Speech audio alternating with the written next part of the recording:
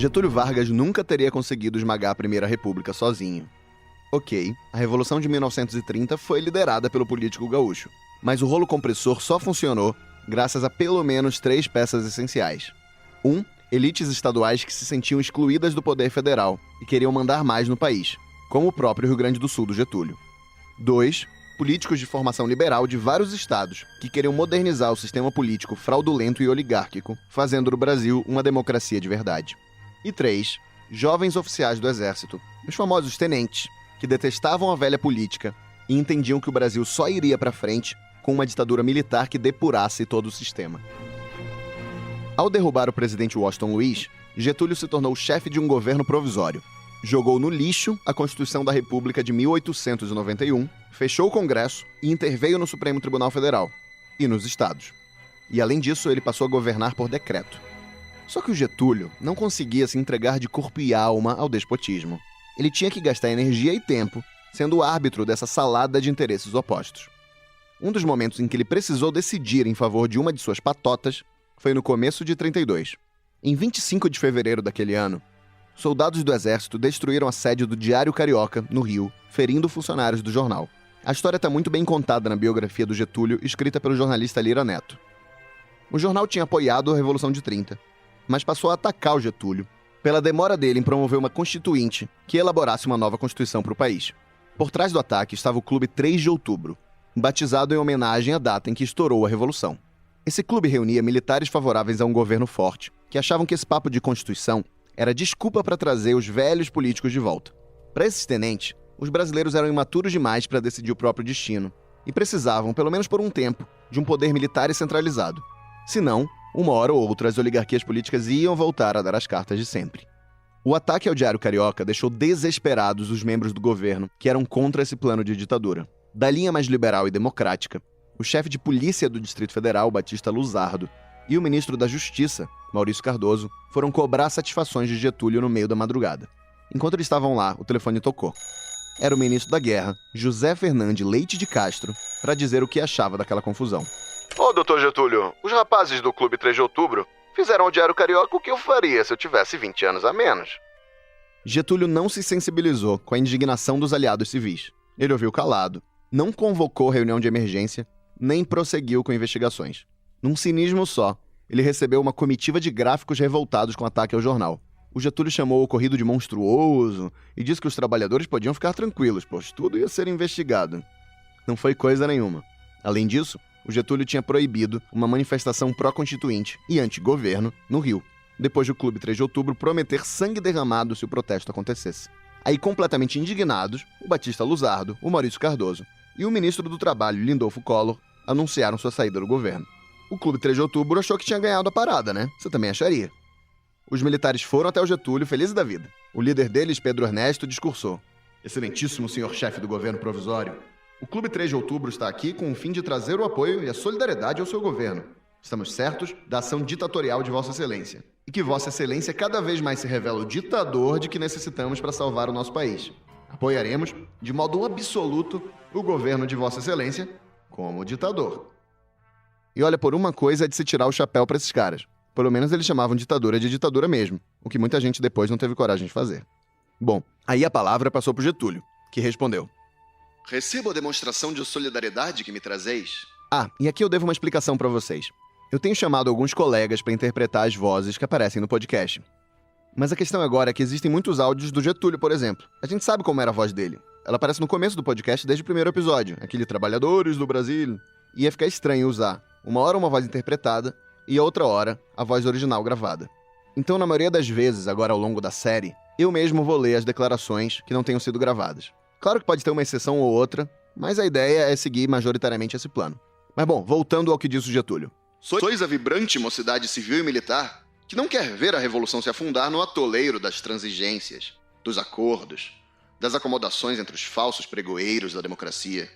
Aí a plateia veio abaixo. É isso aí, Getúlio, uhul! O chefe do governo continuou. Sob a aparência do apelo à Constituinte e a defesa de uma autonomia que sempre violaram, muitos procuram apenas voltar ao antigo mandonismo e pleiteiam a posse dos cargos para a montagem da máquina eleitoral. Aí de novo só aplauso, aquela alegria tenentista genuína, sabe? Mas o Getúlio não tinha acabado de falar. A volta do país ao regime constitucional virá, terá de vir. Está na lógica dos acontecimentos. Essa volta processar-se-á, porém, orientada pelo governo revolucionário, com a colaboração direta do povo e não em obediência à vontade exclusivista dos políticos. Os tenentes não gostaram muito já, né? Como é que é isso? Constituição? É o que a gente quer, né? Mas, bom, pelo menos ele falou mal dos políticos. Aí teve uma palminha e outra ali em respeito. Aí o Getúlio finalizou. O que eu não posso concordar é com a prática de violência de qualquer origem, pois a ninguém é lícito fazer justiça pelas próprias mãos, sem com isso diminuir a autoridade do governo e o prestígio da revolução. O governo não deverá tornar-se, por isso, prisioneiro de qualquer partido, classe ou facção, porque unicamente ao povo brasileiro, juiz definitivo dos seus atos, lhe cumpre prestar contas. Daí os militares se entreolharam e já não entenderam nada. De que lado estava o chefe do governo provisório, Getúlio Vargas? Essa é a pergunta que muita gente ainda ia fazer na vida, e ainda faz até hoje. É difícil responder, porque quando se olha a história dele, tem um pouco de tudo. Nascido e criado como menino prodígio do sistema oligárquico, Getúlio chega no poder pela Revolução de 30, com esse interesse de derrubar as oligarquias. Daí esse revolucionário esmaga uma outra revolução pró-constituinte, em 1932. Mas aí passa um pouco, e ele aceita a Constituinte, e em 1934 se elege, dentro da lei, presidente do Brasil. Em 35 os comunistas tentam tomar o poder, e o Getúlio não deixa, e passa a ser mais anticomunista do que nunca. Chega a 37, e com o apoio dos fascistas brasileiros, dos militares e de um monte de gente, o Getúlio joga a Constituição fora, faz uma nova e vira ditador. Em 38 é a vez dos fascistas tentarem tomar o poder, e Getúlio também não deixa. Em 39 estoura a Segunda Guerra Mundial, e o Getúlio fica lá, ora dando uns tchauzinhos para a Alemanha nazista, e ora dando umas piscadinhas para os Estados Unidos. No fim, o Brasil fica do lado dos americanos. Mas aí fica estranho esse negócio de combater ditaduras na Europa e ser ditadura no Brasil. E o Getúlio acaba saindo de moda. Para se agarrar ao poder, ele tenta de tudo, inclusive o apoio dos comunistas. Não dá certo, e os militares que ajudaram a fazer a ditadura do Getúlio derrubam ela em 1945. Ufa, hein? E olha, isso porque esse episódio é sobre a primeira passagem do Getúlio ao poder, de 1930 a 1945. Ao longo desse excepcionalmente mais longo 12º capítulo da nossa série, eu vou te contar o que aconteceu nesses 15 anos em que esse gaúcho baixinho, gorducho e faceiro mandou e desmandou no Brasil. E vou tentar entender por que ele foi tão amado e tão odiado. Eu vou tentar responder de que lado afinal estava Getúlio Vargas. Mas aí eu já te dou um spoiler. A maior fidelidade dele era o homem que ele via quando ele se olhava no espelho. Eu sou o Rodrigo Vizeu e o Presidente da Semana volta já. Trabalhadores do Brasil. O Brasil tem instituições democráticas sólidas. A epopeia da construção desta nova capital. Não há razão para ser pessimista. Com absoluta convicção, eu digo, este país vai dar certo. O Getúlio nasceu em 1882, em São Borja, no Rio Grande do Sul, em uma família de fazendeiros. O pai dele era um líder político local e não botava muita fé que fosse o Getúlio o filho a seguir o caminho da política. O moleque não era muito de brincar com outras crianças, passava o tempo lendo. Achavam que ele era tímido e fechado demais para ser o político da família. Mas tanta leitura rendeu. Getúlio estudou direito em Porto Alegre e acabou entrando na engrenagem da política da Primeira República. Ele foi deputado estadual, federal, foi ministro da Fazenda do Washington Luiz, o presidente que ele derrubou, e também foi governador do Rio Grande do Sul. Ele chega ao poder máximo do país aos 48 anos, em 1930. Pois esse percurso todo no coração da política só torna mais curioso que o Getúlio tantas vezes batesse na tecla da crítica aos políticos. Sobre ele, eu conversei com o historiador Boris Fausto, professor aposentado da Universidade de São Paulo e autor de uma biografia do Getúlio. A carreira do Getúlio é muito interessante, muito cheia de enigmas, né? Porque ele é um político tradicional na República Velha. A República cuja crítica ele personifica é de onde ele vem. Então ele é uma figura assim e que no poder revela muito uma inspiração por reformas, apoiado a princípio nos tenentes, depois ele joga o tempo todo com os tenentes, né? Reformas que são de cima para baixo, com maior centralização. É essa a perspectiva dele. Há uma concepção de transformação do Brasil por uma via, isso vai se formando, né, na cabeça dele, a meu ver. por uma via que é uma via autoritária. Quer dizer, o Brasil não pode continuar a ser o que era na Primeira República. Não podia mesmo, mas a escolha dele para o excesso de federalismo, o domínio das oligarquias, que era característico da Primeira República, a escolha dele para superar isso não é um regime democrático mais real. A escolha é um regime autoritário que tenha por objetivo o bem e o interesse nacional. Esse é o discurso, digamos assim, o discurso dele. Só que naquele começo de governo, como ficou claro no começo dessa história, a ambiguidade do Getúlio estava tinindo. O cálculo dele era o seguinte: se ele voltasse o país à ordem constitucional, ia irritar os tenentes, que poderiam derrubá-lo. Mas se ele demorasse demais para voltar à ordem constitucional, ele ia irritar os liberais, que iam abandoná-lo e deixá-lo refém dos tenentes. Aí o Getúlio vai se equilibrando nesse jogo duplo. Para agradar os liberais, ele lança um novo código eleitoral que prevê o voto secreto. Também anistia presos políticos e cria um Ministério da Educação e o do Trabalho, demonstrando um foco social inédito para os governos de até então. Por outro lado, agradando os militares, o Getúlio bota os tenentes como interventores nos estados. Isso dá uma confusão particular em São Paulo, o estado ex-todo-poderoso que mais tinha perdido com a Revolução de 30 e que, além do mais, estava sofrendo com os efeitos econômicos da crise de 29 na produção do café. O novo interventor do Estado passa a ser um ex-tenente, chamado João Alberto, que até era elogiado como militar, mas que passa a ser considerado um grande incompetente na gestão pública do Estado. Isso vai esquentando o sangue dos paulistas de um jeito. Eles achavam que estavam sendo punidos pela inveja que o resto do Brasil tinha do sucesso deles. Se você pensar as relações entre o Getúlio e São Paulo, essas relações são conflituosas. E o Getúlio, nesse momento, logo depois dos anos 30, o Getúlio não só não tem muito prestígio em São Paulo, como é odiado por certos setores da sociedade. Tanto que São Paulo se levantou contra ele. Não foi só os setores privilegiados da sociedade, né? Não foram só os setores privilegiados da sociedade. Então, 32, a Revolução de 32 é um exemplo disso. Em 32, os paulistas estavam transbordando de mágoa. No dia 23 de maio, data que hoje é nome de avenida em São Paulo, manifestantes pró-Constituição atacaram no centro da cidade, sede da Legião Revolucionária, rebatizada de Partido Popular Paulista, que era o grupo pró-Getúlio no estado. A milícia getulista recebeu muito bem armada o protesto. Foram horas de trocas de tiro, granadas, incêndios. Saldo foi de dezenas de feridos e de 13 mortos. Mas os mortos que entraram para a história foram 4, de sobrenomes Martins, Miragaia, Drauzio e Camargo. Com as iniciais desses sujeitos, os paulistas criaram o movimento MMDC. O Getúlio até acenou para os liberais finalmente anunciando uma data para a eleição de uma nova Constituinte, 3 de maio de 1933, logo depois. Mas aí, ouvinte, a situação já estava conflagrada demais. Muita gente em São Paulo achou que isso era lorota e começou a preparar uma revolução contra o governo federal. Claro que, além dos interesses constitucionalistas, a gente tem aí as oligarquias de São Paulo querendo voltar a dar as cartas e até mesmo defensores de separar o Estado do resto do Brasil. Esse último ponto ia ser muito explorado pelo Getúlio para desacreditar o movimento aos olhos dos brasileiros. A Revolução Constitucionalista estourou em 9 de julho, outro famoso nome de avenida paulistana. O plano era ousado, tomar rapidamente o Rio de Janeiro, com o apoio de outros estados rebelados. Com a ajuda de doações da sociedade, tinha até arrecadação de ouro junto a pessoas comuns, São Paulo se armou. Milhares de voluntários se alistaram para lutar. O Estado estava pronto para se vingar por tudo aquilo que vinha acontecendo. Veio abriar as paulistas, pois é São Paulo que passa, marchemos cheios de glória, conosco marcha a vitória. Mas as coisas não saíram como planejadas. Os outros estados não apoiaram a Revolução como esperado. Entre outras razões, porque colou a tal pecha de separatismo paulista. O Getúlio, que chamava tudo aquilo de contra-revolução, bloqueou o Estado para comprometer o abastecimento dos paulistas. Mal armadas, algumas tropas chegavam a usar matracas para imitar o som de metralhadoras para afugentar as forças getulistas. Os voluntários bem que tentaram, mas São Paulo não conseguiu vencer.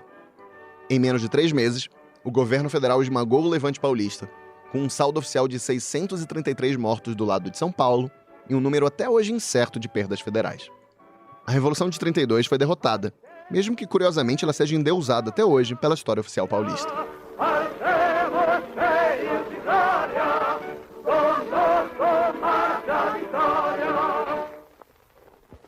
Mas uma coisa a revolta rendeu.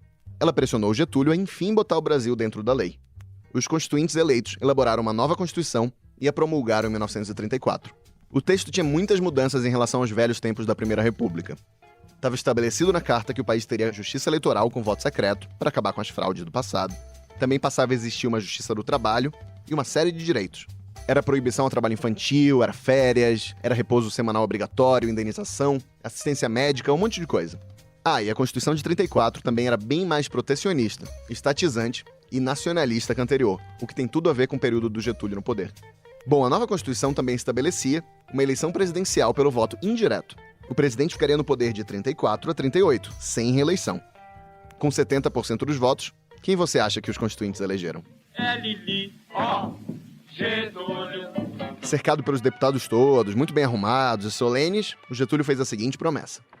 Prometo manter e cumprir com lealdade a Constituição Federal, promover o bem geral do Brasil, observar as suas leis, sustentar-lhe a união, a integridade e a independência.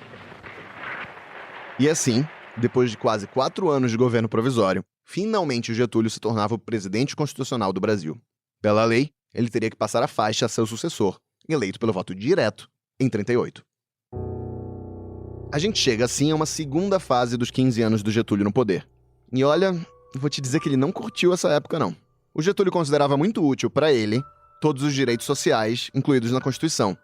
De resto, ele achava a carta uma bola de ferro que prendia o pé dele, tirando sua liberdade de governar como ele quisesse. Ele chegou a escrever no diário dele que a lei máxima do país era mais um entrave do que uma fórmula de ação.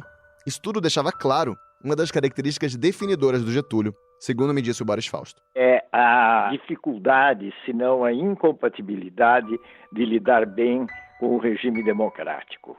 Quer dizer, ele vai de uma forma mais tranquila ou ele governa de uma forma em que ele se adapta melhor toda vez que nós temos um regime excepcional.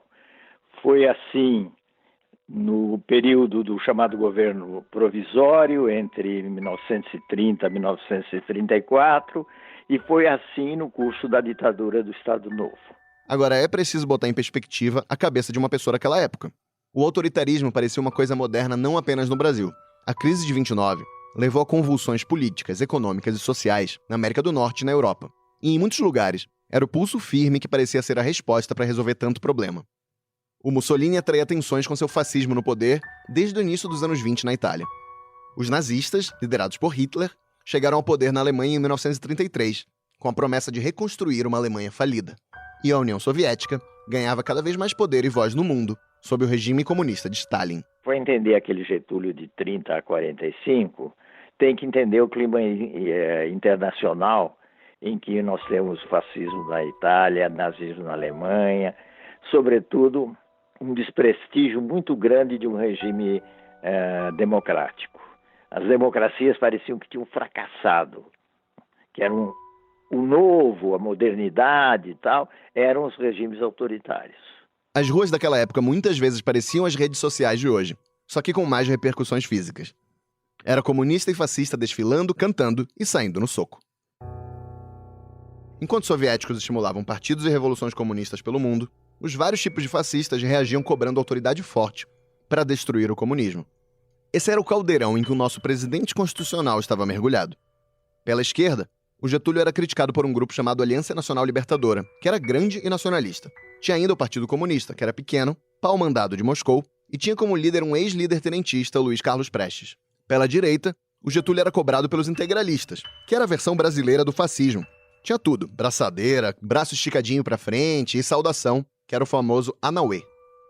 Getúlio, que não era bobo nem nada, foi vendo nessa confusão toda uma oportunidade. E que fique claro, o autoritarismo dele e da turma dele naquele ponto tinha um lado, que era o anticomunismo. O governo conseguiu botar em vigor um monte de medida repressiva. Criaram uma polícia política, uma nova lei de segurança nacional e um tribunal para julgar os inimigos da pátria. Em julho de 35, o Getúlio botou a tal da Aliança Nacional Libertadora, de oposição, na ilegalidade. Daí, em novembro desse mesmo ano, 1935, o presidente sofreu a tentativa de golpe que ele pediu a Deus. De forma atabalhoada, desastrada mesmo, militares ligados à aliança oposicionista e comunistas brasileiros e do exterior tentaram derrubar o governo Vargas. A tal intentona comunista foi um fracasso para a turma do Prestes, mas um sucesso para o Getúlio. O Getúlio certamente gostaria de governar com plenos poderes. Isso é a característica autoritária sempre presente. Existe sempre a intenção autoritária. E não é só dele, é também dos chefes do Exército, sobretudo do Exército. Góes Monteiro, Dutra, enfim. Essa gente tinha intenção autoritária, achava que não se completava a Revolução de 30 porque havia uma dispersão democrática, porque havia interesses partidários acima dos interesses nacionais. Então, houve acontecimentos, ajudaram a criar condições para um golpe, para uma excepcionalidade. Um desses acontecimentos foi a aventura comunista em novembro de 1935, uma insurreição sem nenhuma possibilidade de êxito, mas que deu um prato cheio na refeição do Getúlio, para dizer a situação do país é perigosa, há agentes estrangeiros intervindo na vida nacional, e de fato havia, os agentes foram presos. E não foi só prisão que teve, não. O governo criou uma comissão de repressão ao comunismo e conseguiu que o Congresso aprovasse o estado de guerra no país. O Filinto Miller, chefe da polícia do Getúlio, calculou que mais de 7.000 pessoas foram presas no Brasil nos 6 meses que se seguiram à intentona comunista. Entre os presos estava, é claro, Prestes e também a mulher dele, a judia alemã Olga Benário, de quem você vai lembrar por causa da Camila Morgado. Eu estou grávida de Luiz Carlos Prestes e quero ter meu bebê aqui no Brasil. Olga, mas o Getúlio não quer não. Com aval do Supremo, Olga Benário foi deportada grávida para a Alemanha nazista, onde foi assassinada anos depois em uma câmara de gás.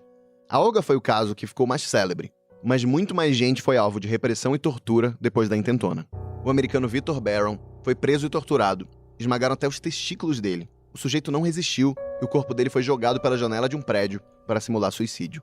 Outro torturado foi o alemão Arthur Evert, que levou choques elétricos nos genitais e teve o corpo queimado. A mulher dele foi espancada e estuprada na frente dele. O cara só foi libertado quase 10 anos depois, quando já tinha enlouquecido.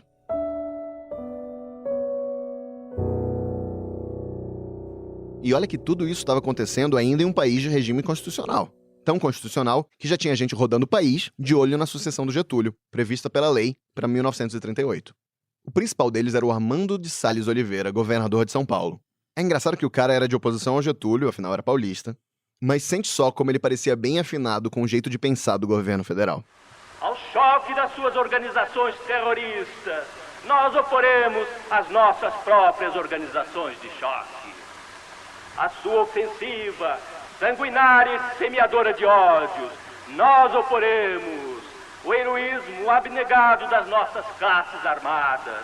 Outros nomes apareciam cotados para assumir o catete, como os getulistas Oswaldo Aranha e José Américo, e o líder dos integralistas, Plínio Salgado. Tem uma canção daquela época que é um belo exemplo de como a alma popular às vezes sabe melhor o que vai acontecer. A menina presidência vai rifar seu coração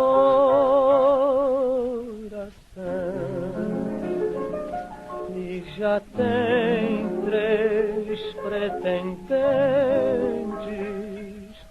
todos 3 chapéu na mão. E quem será? O homem quem será? Será seu manduco, será seu vavá? Aqui o seu manduco é o oposicionista Armando de Salles e o seu vavá é o Oswaldo Aranha. Na hora H quem vai ficar é seu GG. Agora todo mundo dá palpite, mas eu sei que no fim ninguém se explica. É melhor deixar como está, pra depois então se ver como é que fica. É basicamente o que estava passando na cabeça do Getúlio. Ao longo de 37, o presidente amarra as pontas com políticos, com o exército e até com os integralistas para ficar no poder. Para os fascistas brasileiros, Getúlio promete que eles serão a base do novo regime, com o líder integralista Plínio Salgado como ministro da Educação do Brasil, para educar a nossa juventude de acordo com a nossa versão do fascismo. Tava só faltando ganhar o coração da opinião pública, mas nada que uma notícia falsa não resolvesse. Tava circulando entre os militares um suposto plano detalhado de revolução comunista no Brasil. A papelada se chamava Plano Cohen. O negócio foi todo escrito por um capitão do exército integralista chamado Olímpio Mourão Filho, um cara que anos depois seria um dos generais do golpe de 64. Na versão do Mourão, o plano seria só um estudo teórico, mas a verdade é que o troço foi passando de mão em mão, e por ignorância, paranoia, ou má fé, ou tudo isso junto, virou a desculpa que faltava para um alto golpe no governo. A cúpula do exército se reuniu e concluiu que era preciso frustrar aquele movimento articulado que todos estavam percebendo que estava prestes a explodir. Só que não, né? Já que todos os principais comunistas estavam todos neutralizados. De todo modo, a situação foi levada ao Getúlio, e trechos do plano Cohen foram divulgados publicamente pelo rádio e pelos jornais. O país entrou em pânico e o Congresso aprovou o restabelecimento do estado de guerra. O Getúlio escreveu no diário dele: "Não é possível recuar. Estamos em franca articulação para um golpe de Estado." No meio de tudo isso, o pobre do Armando de Salles, pré-candidato a presidente pela oposição, soltou um manifesto pedindo a ajuda dos militares para garantir a eleição. Ele dizia assim: "Outros graves perigos, além do comunismo, conspiram contra o Brasil." Em 10 de novembro de 1937, o presidente Getúlio Vargas foi para o rádio. Ele tinha uma Constituição nas mãos e um novo regime para os brasileiros, agora ditatorial. As eleições foram canceladas, o Congresso foi fechado e os partidos políticos foram proibidos. O mesmo presidente que tinha prometido cumprir a Constituição de 34 dizia que aquilo tudo estava em desacordo com o novo espírito do tempo e que havia falhas lamentáveis no liberalismo e no sistema representativo. Entre a existência nacional e a situação de caos, de irresponsabilidade e desordem em que nos encontrávamos, não podia haver meio termo ou contemporização.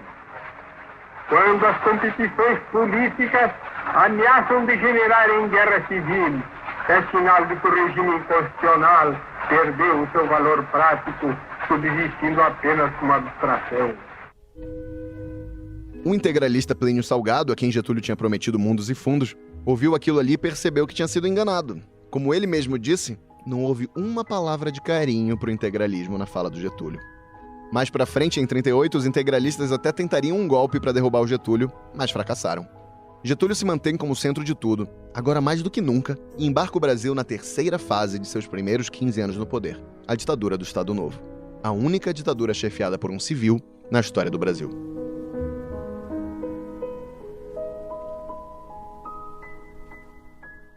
Uma vez ditador com poderes totais, Getúlio realizou todos os seus sonhos. O novo regime era profundamente nacionalista e centralizado. A ideia era criar uma estrutura hierárquica única para, enfim, conseguir modernizar o Brasil e racionalizar o serviço público. Quem pagou o preço disso foram os estados, porque Getúlio acabou com a ideia de república federativa. Numa cerimônia que não deixa de ter um quê de sadismo em relação à Revolução Paulista de 32, o governo chegou a tocar fogo nas bandeiras estaduais, que passaram a ser símbolos banidos. Em uma pira é feita a cremação das bandeiras estaduais, que desapareceram por um dispositivo da nova Constituição para serem substituídas por uma só bandeira, a nacional. Com o Estado Novo, Getúlio aprofunda medidas sociais que já vinha promovendo desde que chegou ao poder. Criou o salário mínimo, a carteira de trabalho e organizou sindicatos bastante assistencialistas, criando uma legião de trabalhadores fiéis e dependentes do governo. Tem um legado do Estado Novo que é comemorado até hoje por muita gente. É a razão para ser comemorado porque resolveu um atraso histórico do Brasil, embora ele tenha seus problemas. A legislação trabalhista é algo que se faz a partir de cima para baixo. Ok, em todo caso a legislação está aí. Mas ela é toda muito determinada por uma intervenção do Estado. E isso é mais claro nos sindicatos. Quer dizer, os sindicatos autorizados nascem já como um apêndice do Estado. E depois eles conseguem fugir disso, criar centrais sindicais, etc. Mas na concepção getulista, há essa concepção que é próxima a um sindicalismo de tipo fascista. O governo também impõe uma forte censura à imprensa, inclusive com a queima de livros como os do escritor Jorge Amado. O Estado Novo também é o ápice do culto à personalidade do Getúlio, no nível que nunca tinha sido visto até então no Brasil. O regime criou um departamento de imprensa e propaganda para pilotar tudo isso. Havia ainda a ideia de construir de cima para baixo, é claro, a cultura nacional. E aí, curiosamente, o governo usou muito a consultoria de intelectuais, como Heitor Villa-Lobos, Carlos Drummond de Andrade, Mário de Andrade e Gilberto Freire. Eles participaram do governo principalmente via Ministério da Educação, seduzidos pela ideia de moldar uma cultura brasileira. Também teve intelectual preso, como Graciliano Ramos, ainda lá atrás, na intentona comunista. Outro que foi preso por uns meses, em 41, foi Monteiro Lobato, por fazer críticas à política do governo no setor de petróleo. Ele foi considerado subversivo, mesmo sem ter nada de comunista, e encarcerado. Mas os que ousavam contestar o Estado Novo eram poucos. A regra era abraçar o regime. Brasil, do teu verso dourado. Aproveitando o início de uma sociedade de massa no país, com a difusão do rádio, o Getúlio vira a cara do regime. Para todo lado eram folhetos, cartazes e postais dele abraçando crianças, sorrindo, ou simplesmente com um semblante sereno de pai dos brasileiros. E claro, não faltavam músicas para exaltar o ditador. Brasil, ó rincão querido, invejado pelo mundo novo, destruído estava o teu futuro, porque pretendiam dominar teu povo. Surgiu Getúlio Vargas, o grande chefe brasileiro, que entre seus filhos, como herói, foi o primeiro. Os integralistas tinham ficado escanteados do governo, mas as técnicas de doutrinar a juventude estavam lá. Cerca de 300 alunas do tradicional estabelecimento de ensino marcham da Praça Tiradentes até a sede do Departamento de Imprensa e Propaganda, entre aplausos e manifestações de simpatia pública. A mocidade, atendendo aos apelos do presidente Getúlio Vargas, está hoje, mais do que nunca, integrada nos destinos da pátria. Isso tudo não deixa de ser meio engraçado, já que à primeira vista, ou mesmo à segunda ou à terceira, o Getúlio não era exatamente a imagem do brasileiro médio. Ele estava sempre com aqueles ternos claros, aristocráticos, charuto na boca, brilhantina no cabelo. Ele era aquela figura engraçada e pequenina, com uma barriga enorme e a calça lá em cima, que andava com o tronco projetado para frente, bem pomposo. Ele não tinha muito de popular, inclusive gostava mais de golfe do que de futebol. O Getúlio não tinha a melhor retórica do mundo, embora sempre aparecesse sorrindo. Eu tentei imaginar com Boris Fausto como seria a experiência de tomar um chimarrão com Getúlio. Primeiro eu trocaria o chimarrão por uma outra coisa para mim. Eu também. Eu não sou lá muito de chimarrão. Eu faria o mesmo. Bom, deixando de lado o chimarrão, eu acho que a conversa dele era uma conversa amável, uma conversa até interessante. Essa é a minha imaginação, porque ele era um homem de uma cultura razoavelmente boa e, ao mesmo tempo, eu acho que teria nessa conversa um nível de superficialidade muito grande, porque ele tinha uma arte de levar uma conversa adiante. Mas e aí, com todos esses elementos de Estado forte, censura, prisão de opositores e culto à personalidade, o Estado Novo era um regime fascista? O Estado Novo não é fascista. O Getúlio não é fascista num sentido de que ele nunca persegue uma coisa, que é uma organização popular que estabeleça, através de um partido, sobretudo, que estabeleça uma relação via partido com o chefe de Estado. Nesse sentido, ele é mais parecido com chefes autoritários, tipo Perón, é a emergência de uma fórmula, que é o populismo, que é uma fórmula muito corrente numa certa época, agora está voltando de um outro jeito, é uma forma muito corrente que se deu o nome de populismo. Agora, o populismo não é vertebrado da forma como é o fascismo, porque o fascismo tem... A grande força do fascismo é não só o Mussolini, sem dúvida, mas é o partido. É o partido organizado que determina muito os rumos do regime. E no caso do Getúlio, o partido é frouxo.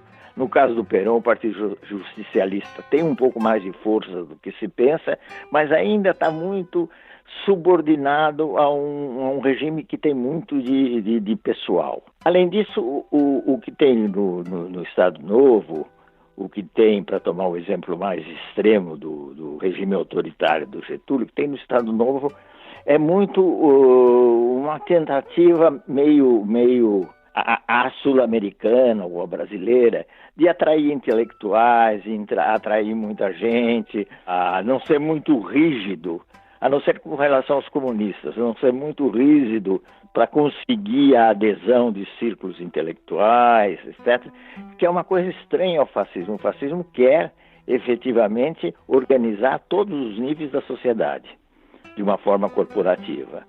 Não houve totalitarismo, quer dizer, houve muitas brechas, vamos dizer assim. Claro que há sempre brechas em qualquer regime, mas houve, na Itália não. Na Itália você tem, ao longo dos anos, uma rigidez corporativa que revela a pretensão de organizar, sob a bandeira e a ideologia fascista, todos os setores da sociedade.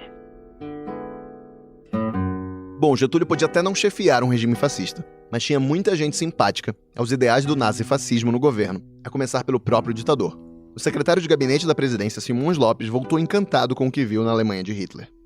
Em um dos aniversários do líder nazista, Getúlio mandou seus parabéns via telegrama e recebeu agradecimentos de volta.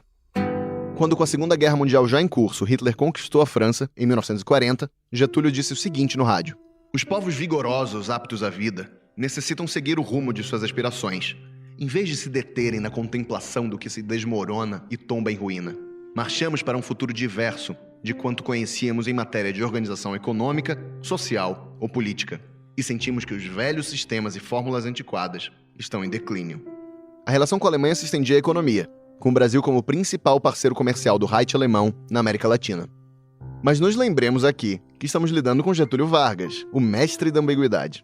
Ele percebe que está vivendo uma outra conjuntura, uma conjuntura em que os Estados Unidos estão de um lado oposto, do lado oposto ao eixo, às potências do eixo, e que o Brasil não está no centro da Europa, o Brasil está na América do Sul, está nas Américas, em que a influência americana é muito forte. Isso determina muito a mudança política dele, a perspectiva de política externa, de cada vez mais se aproximando dos Estados Unidos e deixando de lado qualquer simpatia pelo fascismo italiano e o nazismo também. Isso é um exemplo de uma conjuntura em que ele se adapta. Ele se adapta, mas ele intervém, ele sabe intervir nisso. Então ele gosta do Roosevelt, o entusiasmo que ele tem pelo Roosevelt, até pelos discursos, a forma como o Roosevelt discursa, e que ele não consegue imitar, porque ele é muito solene ainda. Quando os americanos foram atacados pelo Japão, em 41, o Brasil declarou solidariedade aos Estados Unidos. Além disso, o mesmo regime que afagava Hitler reduzia, dentro do seu espírito nacionalista e patriótico brasileiro, a liberdade das colônias alemãs no sul do Brasil. Getúlio passou os primeiros anos da guerra numa valsa com Franklin Roosevelt, o presidente americano, que tentava comprometer o Brasil com a luta dos aliados contra a Alemanha. O Getúlio só enrolava. Até onde deu, ele manteve o Brasil neutro na Segunda Guerra, até porque ele queria ver para onde os ventos iam. Ele dizia que nossas forças militares não estavam preparadas para o conflito, o que era em boa medida verdadeiro. Roosevelt, então, prometeu treinamento e material bélico para o Brasil. Espertos, os americanos evitavam dizer em seus filmes de propaganda que o Brasil era uma ditadura. Os Estados Unidos também ofereceram financiamentos e levaram a nata da nossa oficialidade militar para conhecer o exército americano, num claro jogo de sedução. Nossa elite política e militar, que era apinhada de simpáticos ao nazismo, como o germanófilo ministro da guerra Eurico Gaspar Dutra, foi ficando cada vez mais aberta à causa dos aliados. Sem dúvida deve ter ajudado o fato de que, à medida que a guerra avançava, foi ficando claro que o Hitler não ia vencer. Protestos nas principais cidades do país cobravam que o governo entrasse no conflito. Tinha até carro alegórico com pessoas fantasiadas de Hitler e Mussolini desfilando dentro de jaulas. Getúlio ainda segurou um pouco e barganhou mais ainda. Conseguiu que os americanos financiassem a construção da Companhia Siderúrgica Nacional e aproveitou bastante a guerra para estimular a indústria brasileira, o que foi um dos legados do Estado Novo. Os americanos abriram sua economia aos produtos brasileiros. O Brasil também permitiu que os Estados Unidos construíssem bases aéreas no norte e no nordeste do país, o que ajudava no abastecimento dos aliados. Só em agosto de 42 o Brasil enfim declara guerra ao eixo. Àquela altura, também não tinha outro jeito. A neutralidade era praticamente fictícia, e os navios brasileiros estavam sendo afundados pela Alemanha, com a morte de militares e civis. President Vargas, who aligns his country with the United Nations in the worldwide war for democracy. Os nossos pracinhas ainda precisariam passar por um treinamento. O Brasil só chega mesmo para lutar em julho de 44, depois que o dia D já tinha acontecido e os aliados tinham desembarcado na Normandia. De todo modo, os 25 mil homens da Força Expedicionária Brasileira cumpriram as missões que receberam, enfrentando os alemães na Itália. A guerra acaba na Europa em maio de 45, e o Brasil estava do lado dos vencedores. Tá terminando a tirania alemã, a guerra acaba amanhã. A guerra acaba amanhã. Mas o que os pracinhas mais conseguiram não foi na Europa, mas no Brasil. Numa missão que eles nem tinham recebido, eles acabam conseguindo indiretamente derrubar o Getúlio. Eu explico. Todo aquele clima de guerra tinha feito a maré virar no Brasil. Desde 43, pelo menos, o governo já começava a ser questionado bem diretamente. Naquele ano, um grupo de intelectuais, advogados e políticos mineiros publicou um manifesto pedindo a redemocratização do país. Com o tempo, mais e mais gente passou a pedir a mesma coisa. Não ajudava nada o fato de que os anos de guerra tinham levado à escassez de alimentos e uma considerável alta do custo de vida da população. Os aliados mais próximos do getulismo foram desembarcando do governo, inclusive no exército. Autor da Constituição de 37, o ex-ministro da Justiça, Francisco Campos, cobrou numa entrevista. Entregue o poder, senhor Getúlio Vargas. A Constituição de 37 caducou. A contar de 2 anos pra cá, mudou a fisionomia do mundo. O senhor Getúlio Vargas já pensou demais em si mesmo. É tempo de pensar também um pouco no Brasil. Getúlio, que sabia fazer cálculo político, foi vendo que o Estado Novo estava mesmo caducando. Já estávamos em 45 e já havia até manifestação de rua contra a ditadura. Mas se fosse para fazer uma transição para a democracia, o Getúlio queria participar e controlar as coisas, sem derramamento de sangue, principalmente o dele. O fim da ditadura passou a ser chamado por um baita de um eufemismo. Acontecimento de suma importância para a vida nacional registra-se no Palácio Rio Negro.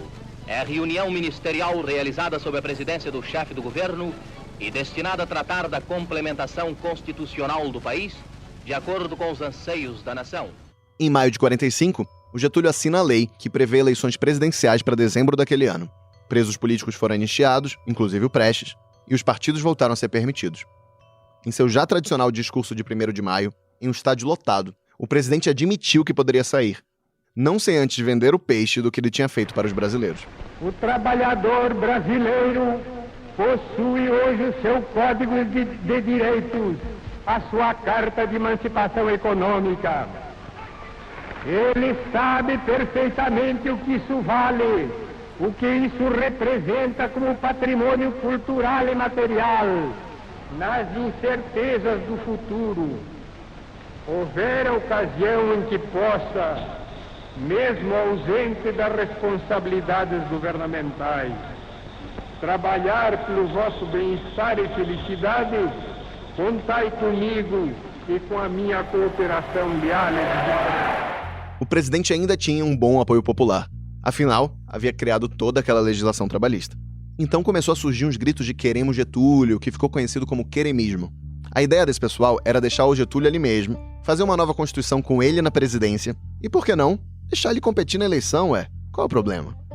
Aí o Getúlio botou o próprio irmão como chefe de polícia do Distrito Federal. Os militares, que tinham sido cruciais para a ditadura do Getúlio chegar ao poder, conheciam muito bem o presidente e suspeitaram daquilo, e preferiram abreviar logo as coisas. Um pouco mais de 15 anos depois de chegar ao poder, Getúlio Vargas foi forçado pelo exército a renunciar, em 29 de outubro de 1945. O presidente do Supremo Tribunal Federal, José Linhares, assumiu a presidência, mas por pouco tempo, só até janeiro de 46, quando assumiria o presidente eleito. Pois é, eu nem te falei disso aqui, mas no meio de toda essa confusão da queda do Getúlio, estava rolando uma eleição presidencial. Mas esse episódio já tá longo demais e eu vou deixar para contar a história dessa eleição no próximo Presidente da Semana. Eu queria encerrar o terceiro ato desse episódio, sobre o período ditatorial do Getúlio, com algumas questões. Por que a gente fala tão mais da ditadura militar de 64 a 85 do que sobre a ditadura do Estado Novo, de 37 a 45? Por que os crimes praticados pelo governo naquele período não foram investigados a fundo? E por que o Getúlio, apesar de ter chefiado uma ditadura que teve 10 mil presos políticos, que torturou, matou, censurou e não respeitou as liberdades, por que ele não teve o Estado Novo como um estigma que manche completamente a sua reputação? Ajuda nessa, Boris Fausto. No Estado Novo, depois do Estado Novo, eu tenho a impressão que houve a tentativa de uma comissão, mas logo se embarcou numa outra esfera, logo começou um outro tipo de visão, Guerra Fria e tal. Tudo isso não teve o impacto que teve. E depois, a ditadura militar são 21 anos, mais ou menos, né? E o Estado Novo são, se não me engano, dá o quê? 7 e pouco. Sem falar que o Getúlio não foi punido, pelo contrário, voltou à presidência, né? Então... Ah, sim, essa é uma enorme diferença. Voltou com uma quantidade enorme de votos, ele acabou sendo mais bem visto. Acabou sendo assim hoje. Eu diria que, sobretudo, a relação que ele fez, não só com a classe trabalhadora, mas também ele foi ganhando setores novos da classe média, a figura simpática, tudo isso pesou muito em favor do Getúlio. E há sempre essa associação. Ele criou a legislação trabalhista. Isso para a massa é importante. Não se entre no detalhe, na forma, o que tem de limitado, ou o que tem de excessivo. É sempre essa associação que pesa muito. Parece que realizações que ficaram marcadas no tempo, que duraram no tempo, e essa ideia de uma figura nacional, popular, sensível ao povo trabalhador, sensível ao povo em geral, eu acho que tem muita força. Na construção de uma figura do ponto de vista histórico, isso vai além de todos os problemas que ele representou também. Isso era Getúlio. Contraditório, ambíguo, pouco fiel a ideologias. Como você provavelmente sabe, a história do Getúlio não acaba aqui. Ele, que depois de ser deposto chegou a comentar resignado que estava se transformando em um fantasma histórico e, portanto, inofensivo, volta a ser presidente da República em 1951. Por isso, o Getúlio vai ter o direito a ser protagonista de mais um episódio do Presidente da Semana. Mas esse capítulo não será o próximo. Eu sou Rodrigo Vizeu e pesquiso, produzo e apresento esse podcast. A edição de som fica a cargo do Vitor Parolin. Algumas fontes foram bem importantes na minha pesquisa e merecem ser citadas aqui. As biografias de Getúlio, de Boris Fausto e Lira Neto, os acervos da Fundação Getúlio Vargas e do Projeto República, da UFMG, e o filme Imagens do Estado Novo, dirigido pelo Eduardo Escorel. Até a próxima. Brasil, meu Brasil de Caxias, herói consagrado, patrão de meu povo. Brasil, meu Brasil tão querido, espelhas o mundo com um estado novo. Eu vou cantando feliz estes versos que fiz em teu louvor, que é uma mensagem sincera do teu trovador.